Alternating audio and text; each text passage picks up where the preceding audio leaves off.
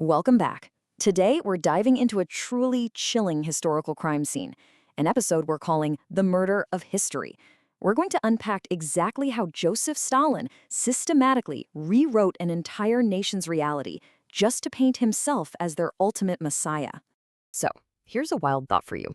Can a country's entire history just be changed overnight? It completely challenges our basic trust in facts, right? Well, today, we're looking at exactly how Stalin proved the answer to that is a terrifying yes. As we'll see, with enough control, history isn't just written, it's completely manufactured. Here's our roadmap for today's explainer. We'll start with the initial lust for power, then move on to the systematic destruction of archives, the alteration of old photos, the infamous short-course fake history, and finally, the birth of a fictional messiah. Let's jump right into part one, the lust for power and the need for a messiah. Okay, to really grasp this, we need to understand the concept of a cult of personality. Listen, this wasn't just some guy getting naturally popular. No way. This was a highly calculated, state-controlled machine. They literally weaponized art, symbols, and rituals to build an idealized, almost godlike public image of their leader. And this really illustrates the underlying psychology perfectly. The sources outline a strict, dominant-style leadership structure. Basically, instead of earning respect, a dominant-style leader forces compliance by inflicting massive, terrifying costs on anyone who steps out of line. You either accept the state's manufactured reality or you face severe consequences. To give you an idea of how deep this control went, Stalin didn't just want political obedience. He demanded a spiritual monopoly. The state literally forced people to replace their traditional Russian Orthodox religious icons in their homes with portraits of Joseph Stalin. He made his own face the mandatory spiritual center of every single household. It's just mind-blowing. Moving right along to part two, the systematic destruction of archives. So, to build this messiah image, the regime used a brutal three-step procedure to entirely wipe out the actual past. You see, you can't just tell a new story. You have to physically destroy the old one. This meant destroying archival records, altering historical photos, and publishing totally fabricated textbooks. This quote from historian Pierre Dubois de Dunelac hits the nail on the head. He notes that the Kremlin didn't just hide the truth in some dark basement. They actively destroyed key documents. By completely wiping out the primary sources, the regime made sure future generations had absolutely no baseline of truth to compare against their new propaganda. Let's compare these two realities for a second. Real history relies on objective evidence, right? But the newly curated Soviet archives were the total opposite. They were stuffed with completely invented documents, created for the sole purpose of backing up the ideological demands of the cult. They literally worked backward, decide on the outcome first, then fake the evidence to prove it.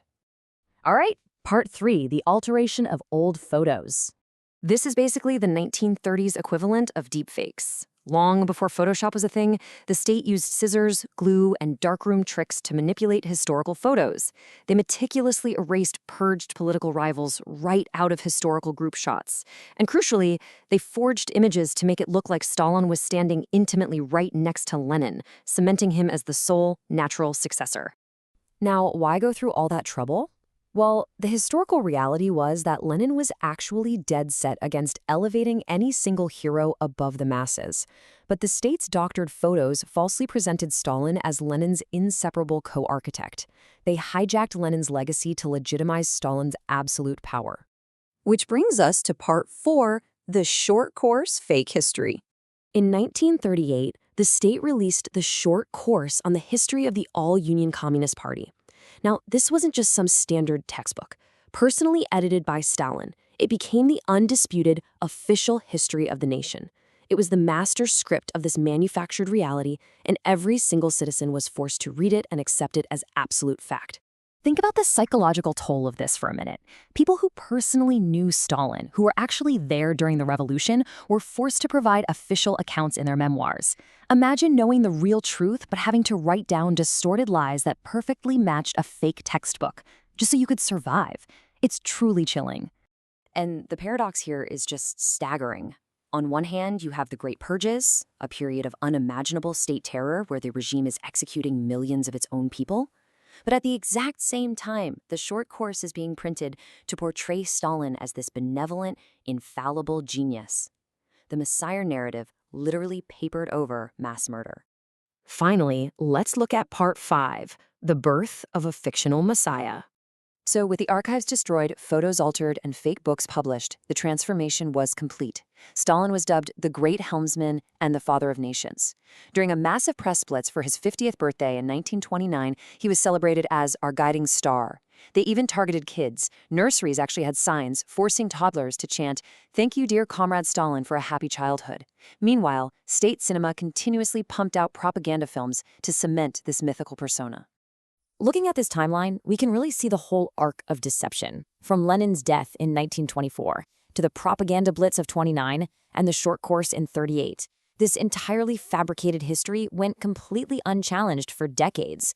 It wasn't until 1956, when Nikita Khrushchev gave his famous secret speech, that the truth finally came out, exposing the massive falsifications and the atrocities hiding right behind the cult.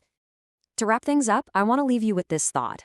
If a totalitarian regime could successfully manufacture an entirely false reality using nothing but scissors, glue, and fear, how vulnerable is our own historical truth today?